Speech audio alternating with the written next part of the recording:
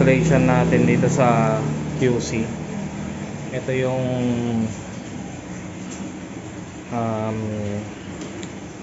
brine infuse para sa pure brine solution. I-infuse niya dito sa water softener natin. So ang size pala nito, pag dual membrane kayo katulad niyan, 13x54 na FRP ang softener. Ngayon, papakita natin yung sample ng pure brine infusion na automatic aandar ang ating brine pump. I-off niya itong feed pump natin. So pag dito kasi ito yung arrow na pataas, yan yung backwash.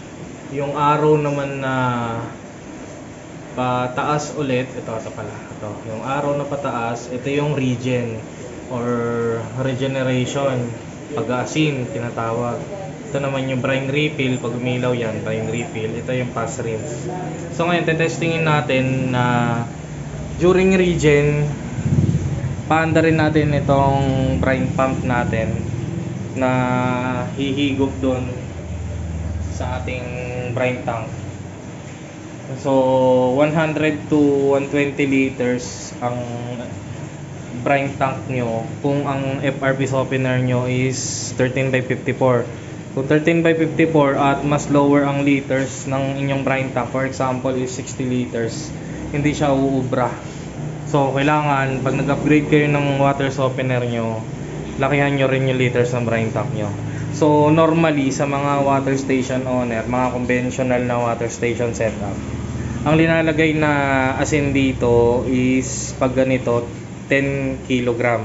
So pag meron nito 2.5 kg na lang every regen or every pag-aasin na tinatawag.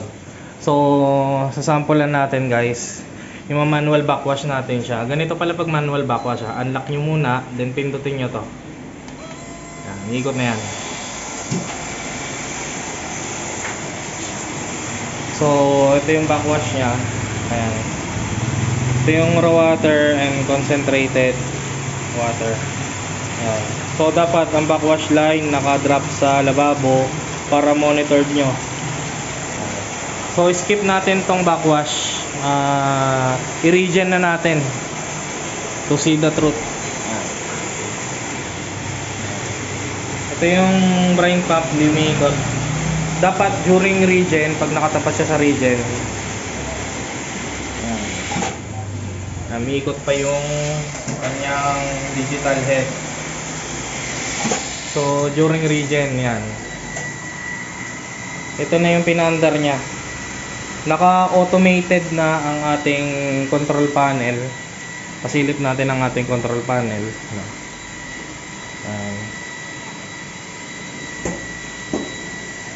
So kino-command niya ang brine pump pag ito ay tumutok sa regen. So normally mahina lang ang tulo dito. Dahil ang nangyayari pag naka-regen kayo, maandar ang inyong brine pump. Ang humihigop lang is brine pump from brine tank. Kasi sa conventional, pinapandar nyo yung feed pump para magkaroon ng vacuum dito. So probably sisip-sip siya sa loob ng inyong brine tank. So nangyayari 80% ng tap water humahalo dito dahil umaandar ang inyong feed pump. 20% lang ang nanggagaling sa inyong brine tank. So ngayon ang ginawa natin, pinatipid natin yung asin pero mas maalat dahil puro siya. Kaya tinatawag natin siyang pure brine solution. So titipid ka sa tubig, sa asin at kuryente dahil 0.5 HP lang to. So for example naman, after ng regen, kailangan mag-andar naman ng kanyang brine refill. Feed pump naman ang aandar. Ayan. Feed pump na yung umandar. So naka-off na to during brine refill. Ayan, naka-brine refill na siya. So wala pang asin yun, tinetesting lang natin ngayon. Punta na natin sa pass rinse. Naka-pass rinse na siya. So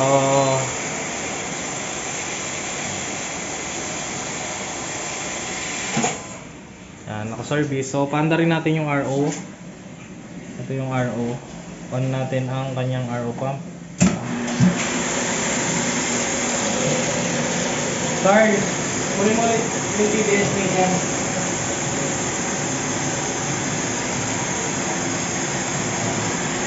Ito yung kanyang flow rate. So adjust lang natin konti. Tumaas.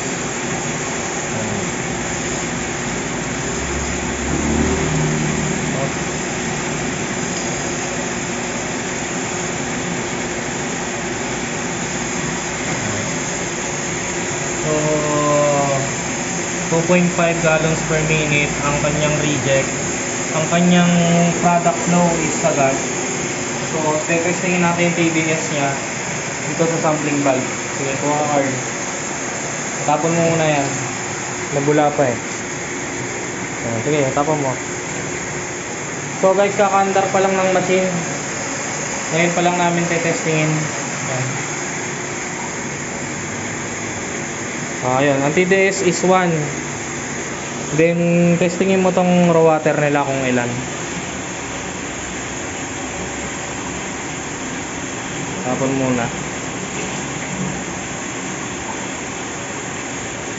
Close.